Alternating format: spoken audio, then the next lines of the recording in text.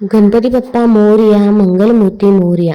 बाप्पाच्या कृपेने तुमच्या सर्व इच्छा मनोकामना पूर्ण हो. नमस्कार मंडळी. तर आज आहे कृष्ण पिंगल संकष्ट चतुर्थी आणि मी तुम्हाला संकष्ट चतुर्थीची व्रतकथा सांगणार आहे. ही कथा ऐकल्यामुळे आपल्या आयुष्यातील दुःख, दारिद्र्य, गरिबी ही दूर होत असते आणि घरामध्ये सुख, शांती, समृद्धी येत असते. त्यामुळे व्हिडिओ स्किप न करता शेवटपर्यंत जरूर बघा. चॅनलमध्ये नवीन असाल तर चॅनल लाईक करा आणि सबस्क्राईब देखील करा. तसेच कमेंटमध्ये गणपती बाप्पा मोरया किंवा श्री गणेशाय नमः लिहायला विसरू नका, जेणेकरून आपल्याला देखील गणपती बाप्पाचा आशीर्वाद नक्कीच प्राप्त होईल. राजन, पूर्वी या भूतलावर एक कार्तवीर्य नावाचा धर्मनिष्ठ पराक्रमी सश्रद्ध राजा होऊन गेला. त्या राजास एक उत्तम पतिव्रता, धर्माचे पालन करणारी पत्नी होती. तिचे नाव सुगंधा. दोघेही राजा राणी हे सात्विक आणि सद्भक्त होते. त्यांचे एकच दुःख होते, ते म्हणजे त्यांना संतती नव्हती. निपुत्रिकाचे शल्य त्यांच्या मनात रात्रंदिवस बोचत होते. दिवसामासांनी जीवनातील नैराश्य वाढत होते आणि एक दिवस सर्व राजसुखाला कंटाळून त्यांनी अखेर अरण्याचा रस्ता धरला.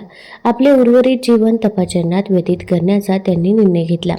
दोघे रानावनात राहून तपाचरण करू लागले. त्यांनी अन्न पाणी सुद्धा त्यागले. त्यांचे देह क्रूश होऊन फक्त हाडांचे सापळे शिल्लक राहिले. एके दिवशी त्रिभुवनात संचार करणाऱ्या नारदांनी त्या दोघांना तसे कठोर तप करताना पाहिले. नारदांना त्यांची दया आली.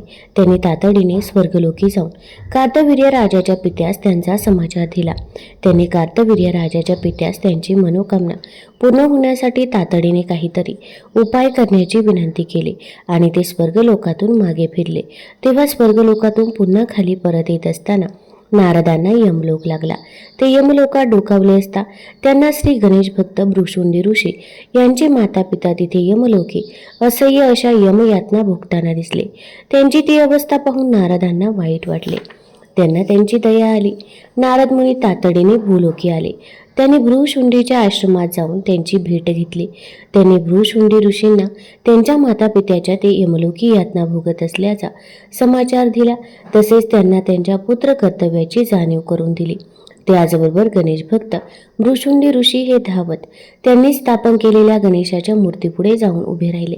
त्यांच्या डोळ्यातून टपाटपा अश्रू पडत होते. त्यांनी हात जोडून श्री गणेशास प्रार्थना केली की, हे विघ्नहरा, माझे माता पिता यमलोकी महायातना भोगत आहे. हे देवा, मी तुझी आजवर माझ्या अल्पमतीने जी झाली ती सेवा केली, तुझ्या नामाचा सतत जप केला. हे मोरया, आज मी तुझ्या करत असलेल्या पुण्यकारक संकष्ट चतुर्थी व्रताचे एका दिवसाचे पुण्य त्यांना अर्पण करत आहे. हे गणेशा, त्यांचा उद्धार कर. असे म्हणून गणेश भक्त भृशुंडी ऋषींनी संकल्पपूर्वक पुण्यदान करताच त्यांच्या पुण्याईने भृशुंडी ऋषींच्या माता पित्यांचा उद्धार झाला. त्यांना स्वर्गलोकाची प्राप्ती झाली. भृशुंडी ऋषींच्या माता पित्यांच्या उद्धाराची वार्ता ऐकून राजा शूरसेनास मोठा आनंद झाला. आता त्याने देवेंद्रांना विचारणा केली की, देवेंद्रा, त्या राजा कार्तवीर्य याचे पुढे काय झाले? त्याची इच्छा पूर्ण झाली का?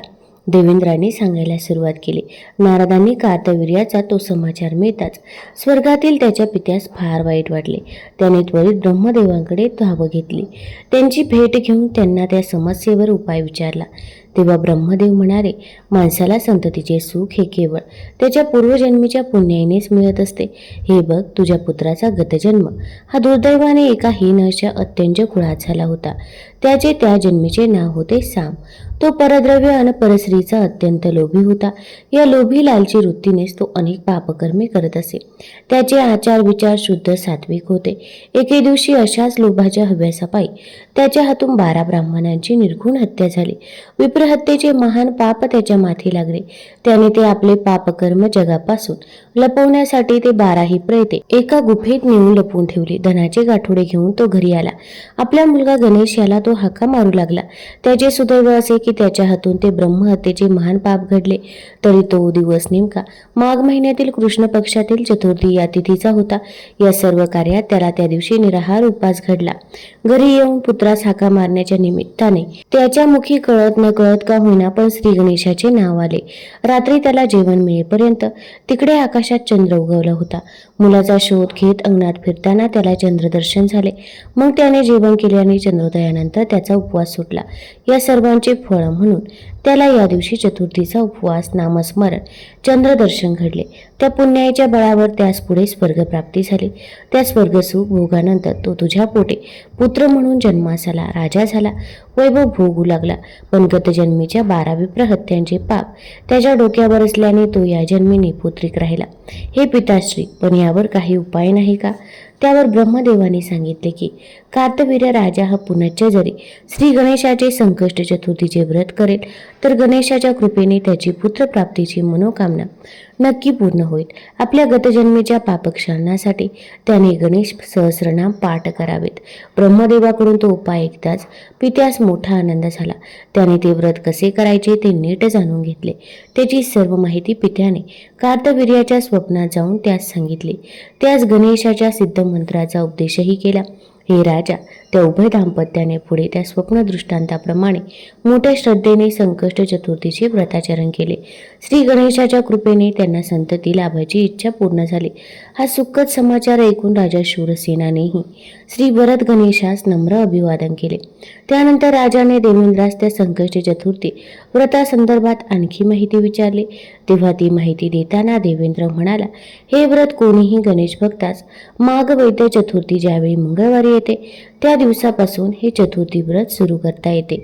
या दिवशी लवकर उठावे, शुचिर्भूत व्हावे, स्नानादी कर्मे करून श्री गणेशाचे मनपूर्वक पूजन करावे. श्री गणेश अथर्वशीर्षाचा पाठ करावा, मौन व्रत धारण करावे, पूर्ण दिवस उपवास करावा. रात्री चंद्रोदयानंतर गणेशास नैवेद्य दाखवून चंद्रास व गणेशास नमस्कार करून उपवास सोडावा. या दिवशी ज्याने त्याने आपापल्या शक्तीप्रमाणे श्री गणेशाच्या कोणत्या ना कोणत्या तरी सिद्ध मंत्राचा जप करावा. शक्य असेल तर या दिवशी ब्राह्मणास भोजन घालावे, त्यास दक्षिणा द्यावी. श्री गणेशाचे भजन, पूजन, नामस्मरण आणि संकीर्तन करावे. जे भक्त भाविक गणेश भक्त हे संकष्ट चतुर्थी व्रत मनापासून व श्रद्धेने करतात त्यांना उत्तम सद्गुणी अशा पुत्राचा लाभ होतो. त्यांच्या मनोकामना पूर्ण होतात. त्यांच्या संसार प्रपंचात श्री गणेशाचा आशीर्वाद लाभतो. ज्या गणेश भक्तांच्या मनात एखादी विशिष्ट सिद्धी आपल्याला प्राप्त व्हावी अशी इच्छा असेल त्या व्यक्तीने हे फलदायी संकष्ट चतुर्थीचे व्रत तर अवश्य करावे. पण त्यासोबत ईश्वर सिद्धीचे वरदान हे गणेशाच्या कृपेने लाभावे म्हणून आपल्या व्रताचरण उपासनेबाबत खालीलप्रमाणे त्या महिन्याच्या चतुर्थी व्रताच्या वेळी सांगितलेल्या एका पदार्थाचं सेवन करून आपल्या व्रताची तीव्रता वाढवावी. चैत्र महिना पंचगव्य म्हणजे गोमय, गोमूत्र, दूध, दही, तूप. वैशाख महिना दुर्वांचा रस. ज्येष्ठ महिना साजूक तूप. आषाढ महिना मध. श्रावण महिना रवा, बेसन, डिंक, शेंगदाणा यापैकी कोणताही एक प्रकारचा लाडू. भाद्रपद महिना घरी विरजलेले दही. आश्विन महिना जलपान न करणे. कार्तिक महिना दूध न पिणे. मार्गशीर्ष महिना निराहार राहणे. पौष महिना गोमूत्र सेवन करणे. माघ महिना तीळ किंवा तिळाचे लाडू. फाल्गुन महिना तूप, साखर. विश्वनिर्मात्या श्री ब्रह्मदेवांकडून या प्रकारे श्री गणेशाच्या संकष्ट चतुर्थी व्रताची संपूर्ण माहिती मिळताच कार्तवीर्याच्या पित्यास अपूर्व आनंद झाला. तो व्रत महिमा ऐकून तो पण न कळत श्री गणेशाच्या चरणी विनम्र भावे नतमस्तक झाला. भृगु ऋषी हे सोमकांत राजाला श्री गणेश पुराणातल्या सुंदर सुंदर कथा सांगत होते. अशीच एक सुंदर कथा सांगताना त्यांनी राजास असे सांगितले की एकदा भगवान शंकर, माता पार्वती, गणेश, कार्तिकेय हे सारे एकत्र कैलासावर वार्तालाप करत बसले होते. तोच तिथे देवर्षी नारदांचे मंगल आगमन झाले. नेमके विश्वनिर्माते ब्रह्माजी पण तेव्हा तिथे शिवांच्या दर्शनासाठी आले होते. वत्स नारदाने सर्वांना नमस्कार केला. त्यानंतर अतिशय नम्रपणे नारद मुनींनी भूलोकातून आणलेले एक अपूर्व असे फळ भगवान शंकरांना भेट म्हणून अर्पण केले. आता ते भूलोकीचे अपूर्व फळ पाहून दोन्ही शिवपुत्रांच्या मनात त्या फळाची अभिलाषा निर्माण झाली. नेमके ते फळ द्यायचे तरी कोणाला, ज्येष्ठ पुत्राला की कनिष्ठ पुत्राला? कारण कोणा एकाला दिले तर दुसऱ्याला राग येणे अगदी स्वाभाविकच होते. त्यामुळे हा निर्णय स्वतः न घेता तो ब्रह्माजींच्या सल्ल्याने घ्यावा असा भगवान शिवांनी विचार केला. त्यांनी तो निर्णय ब्रह्माजींना विचारला. त्यांनी शास्त्राचा आधार घेत ते फळ कार्तिकेयास द्यावे असा निर्णय दिला. त्यामुळे साहजिकच गणेश हा ब्रह्माजीवर नाराज झाला. त्याला त्यांचा राग आला, पण त्यावेळी त्याने कोणतीच प्रतिक्रिया व्यक्त केली नाही. ब्रह्माजी शिवदर्शन, भेट, पाहुणचार आणि वार्तालाप करून आपल्या सत्यलोकी परत गेले. पुढे एक दिवस ब्रह्माजी हे त्यांच्या सृष्टी रचनेचे कार्य करत असताना तिथे श्री गणेश एका आगळ्या वेगळ्या भव्य रूपात प्रकट झाला. ते रूप दाखवून ब्रह्माजीस भयग्रस्त करण्याचा त्याचा मानस होता. गणेशाचे ते रूप पाहून मी घाबरून गेलो. मला माझे कार्य सुचत नाही. हे बुद्धिदात्या, तू तुझे हे रूप आवर आणि मला मंगल दर्शन दे. ब्रह्माजींनी गणेशास नम्र प्रार्थना केली. त्या दिवशीच्या निर्णयाबद्दल क्षमा मागितली. तेव्हा गणेश लंबोदर, शुभकर्ण, वक्रतुंड आणि मूषक वाहक या रूपात पुन्हा प्रकट झाले. त्यांचे ते मोठे पोट, सुपासारखे कान, वाकडे सोंड आणि वाहन म्हणून असलेला छोटा उंदीर या सर्वांकडे पाहून गणेशाच्या त्या रूपाचा चंद्राने उपहास केला. तो हसून त्याची चेष्टा करू लागला. चंद्राच्या या अशा वागण्याचा गणेशाला राग आला. त्याने रागाच्या भरात चंद्रास असा शाप दिला की, तू माझ्या रूपाची कुचेष्टा करून मला हसलास, तू माझा अवमान केलास, म्हणून मी तुला असा शाप देतो की त्रैलोक्यात कोणीही तुझे तोंड पाहणार नाही. जो तुझे तोंड पाहिल त्याच्यावर चोरीसारखे भयंकर आळ येतील. त्याला अनेक दुःख यातना भोगाव्या लागतील. गणेशाने हा असा शाप चंद्रास दिला आणि गणेश निघून गेला. त्या क्षणापासून चंद्राचे मुख काळवंडू लागले. त्याचे सौंदर्य लोप पावले. त्यामुळे आपले तोंड आता कोणीच पाहणार नाही, म्हणून चंद्र दूर एका ठिकाणी जाऊन लपून बसला. परिणामी सृष्टीत रात्रीच्या वेळी चंद्राचा प्रकाश पडत नसल्याने काळोख वाढला. अंधाराबरोबरच पापकर्मे वाढले. या सगळ्याने चंद्रास गणेशाने शाप दिला आहे. या वार्तेने सर्व देवदेवता काळजीत पडले. सगळ्यांनी एकत्र येऊन श्री गणेशाची भेट घेतली. चंद्राच्या हातून घडलेल्या अपराधाबद्दल गणपतीची क्षमा मागितली. चंद्रास शाप द्यावा, सृष्टी कार्य निर्विघ्न व्हावे अशी विनवणी केली. तेव्हा देवदेवतांनी केलेली स्तुती, प्रार्थना, विनंती, क्षमा याचना याने प्रसन्न झालेल्या वरद विनायकाने चंद्रास अशी कोणाची कधी उपेक्षा करू नये असे समजावीत त्याला उशाप दिला. चंद्रास उशाप देत गणेश म्हणाला, चंद्रा, मी तुला असा उशाप देतो. लोक फक्त भाद्रपद शुद्ध चतुर्थीस तुझे तोंड पाहणार नाही. त्या दिवशी जे लोक तुझे तोंड पाहतील त्यांच्यावर चोरीसारखा भयंकर आळ येईल. त्या व्यक्तीस अनेक दुःख संकटे यांना सामोरे जावे लागेल. हा उशाप ऐकून चंद्रासह सर्व देवांना अत्यंत आनंद झाला. देवांचा राजा इंद्र याने चंद्रास आपल्याकडे बोलावून घेतले. इंद्रास चंद्रास म्हणाला, चंद्रा, आता आम्हा सर्वांच्या समाधानासाठी आमची प्रार्थना विनंती मान्य करून गणेशाने तुला उशाप दिला आहे.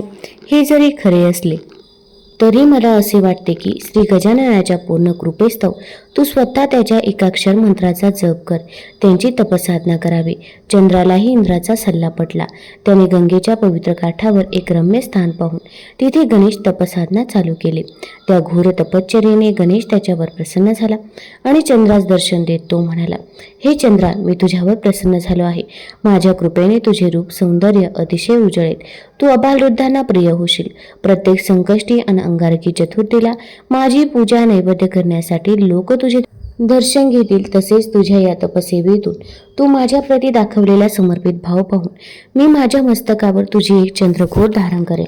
त्यावरून लोक मला भालचंद्र या नावाने संबोधू लागतील. आणि हे सोमकांता, त्या दिवसापासून चंद्र अधिकच उजळू लागला. लोक त्याची चतुर्थी सोडण्याआधी पूजा करू लागले, दर्शन घेऊ लागले. ज्या पवित्र स्थानी चंद्राने ही श्री गणेश उपासना केली तो पवित्र जागा सिद्धक्षेत्र या नावाने प्रसिद्ध झाले. म्हणून आपण देखील संकष्ट चतुर्थीच्या दिवशी चंद्राचं दर्शन हे अवश्य घ्यायचं आहे. आता मी तुम्हाला आणखीन एक दुर्वांकूरची कथा सांगणार आहे. तत्पूर्वी एक विनंती आहे, तुम्ही हा व्हिडिओ कुठून बघत आहात ते आम्हाला जरूर कळवा. तसेच चॅनलमध्ये नवीन असाल तर चॅनल लाईक करा आणि सबस्क्राईब देखील करा. आणि कमेंटमध्ये गणपती बाप्पा मोरया किंवा श्री गणेशाय नमः लिहायला विसरू नका. शंकर आणि बेल, विष्णू आणि तुळस, लक्ष्मी आणि कमळ, तसेच गणपती आणि दुर्वा हे एक समीकरणच आहे. गणपतीला या दुर्वा इतक्या प्रिय का या संदर्भात जेव्हा कार्तवीर्याने ब्रह्माजींना तसा प्रश्न विचारला तेव्हा त्याच्या प्रश्नास उत्तर देताना ब्रह्माजी म्हणाले, फार फार वर्षापूर्वी जांब नावाच्या एका नगरात एक सर्व गुणसंपन्न आणि तसाच मोठा धनाढ्य असलेला एक सुलभ नावाचा राजा राज्य करत होता. त्याच्या सर्व गुणयुक्त नम्र आणि सुशील पत्नीचे नाव होते समुद्रा. राजा राणीची ती जोडी अत्यंत नावाजलेली होती, कारण ते दोघे मोठा दान धर्म करायचे, यात्रा करायचे, दाने द्यायचे. एक दिवस एक गरीब ब्राह्मण त्यांच्या दारात भिक्षा मागण्यासाठी आला. तो ब्राह्मण अत्यंत गरीब होता. त्याच्या अंगावर धड वस्त्र पण नव्हते. त्या ब्राह्मणाची ती दैन्य अवस्था पाहून राजा राणीला दया आली. त्यांनी पुढे येऊन त्या ब्राह्मणाला त्याचे नाव विचारले. त्याने सांगितलेले ते त्याचे नाव आणि तो त्याचा दैन्य अवतार पाहून त्या दोघांना तो प्रचंड मोठा विरोधाभास पाहून क्षणभर हसू आले. काय रे तुझी ही अवस्था, नाव काय अनवस्था काय, असे म्हणून अगदी सहजपणे राजा राणीच्या मुखातून शब्द बाहेर पडले. त्यामुळे तो गरीब पण स्वाभिमानी ब्राह्मण दुखावला गेला. तो रागवला आणि त्याने सुलभास तू बैल होशील, लोक तुला राबराब राबवून घेतील असा शाप दिला. एका दरिद्री ब्राह्मणाने आपल्या पतीला शाप द्यावा याचा पतिव्रता राणीला राग आला. तिने त्या ब्राह्मणाला तू गाढव होशील असा शाप दिला. त्याचबरोबर त्या ब्राह्मणाने तिला पण तू पापी दुराचारी चांडाळीन होशील असा शाप दिला. दुर्दैवाने त्यांनी एकमेकांना दिलेले शाप पुढे खरे झाले. राजा बैल, ब्राह्मण गाढव तर राणी चांडाळीन झाली. बैल कोणाकडे तरी राबू लागला, गाढव उकिरडे फुंकू लागले, चांडाळीन सुद्धा उपाशी तापाशी फिरू लागले. एकदा काय झाले दैवयोगाने हे तिघेही कळत न कळत नगराबाहेरच्या एका पुरातन गणेश मंदिराच्या परिसरात आले. तो दिवस नेमका भाद्रपद शुद्ध चतुर्थीचा होता. लोक देवदर्शन, पूजा इत्यादी करण्यासाठी मंदिरात ये-जा करत होते.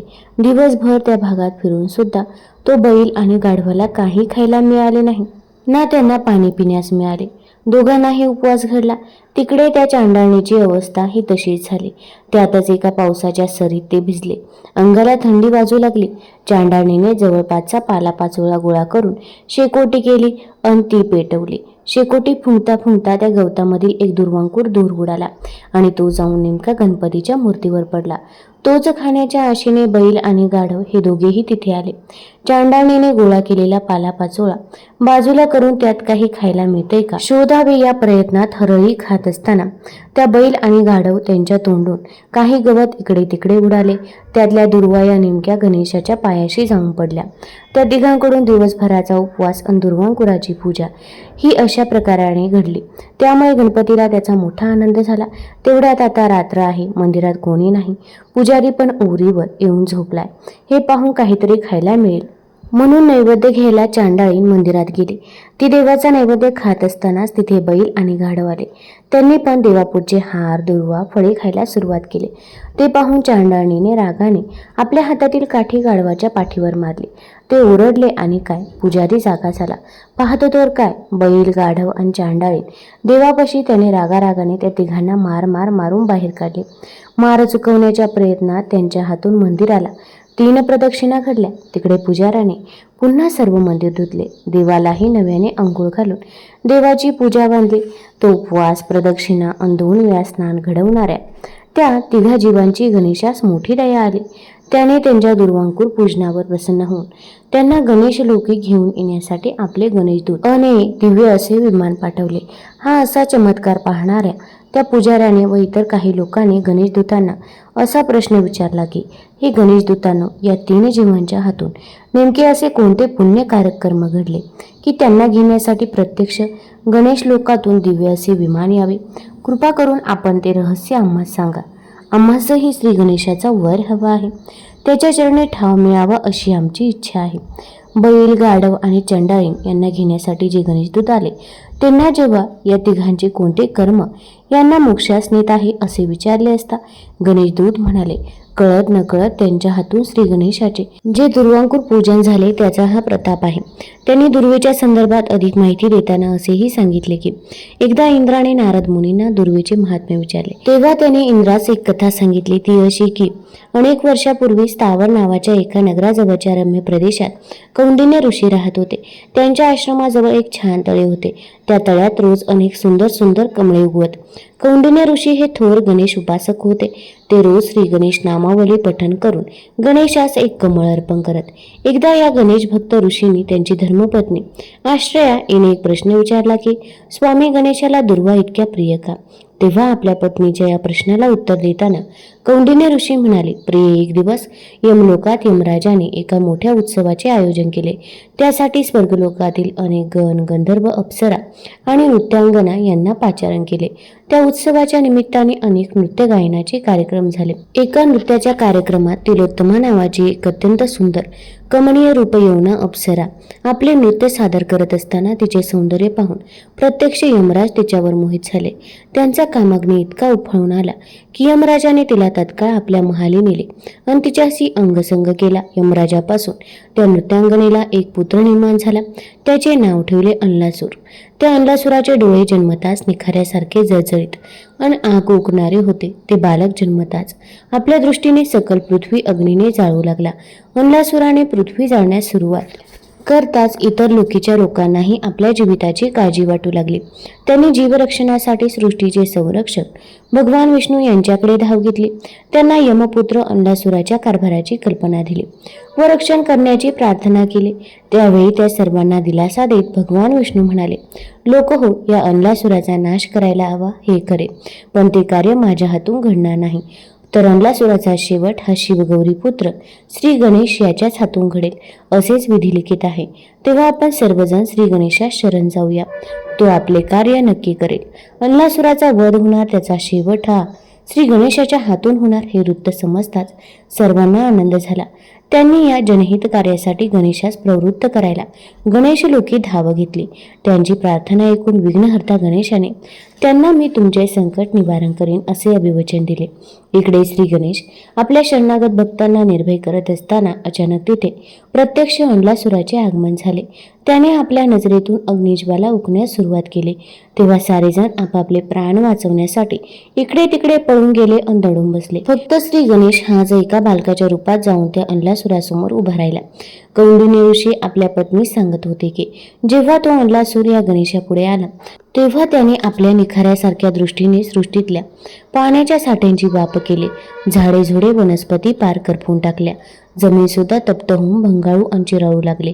सर्वत्र एकच हाहाकार झाला. प्राणी पक्षी जंगलात लागलेल्या प्राणघातक वणव्याने होरपळून जळून मरू लागले.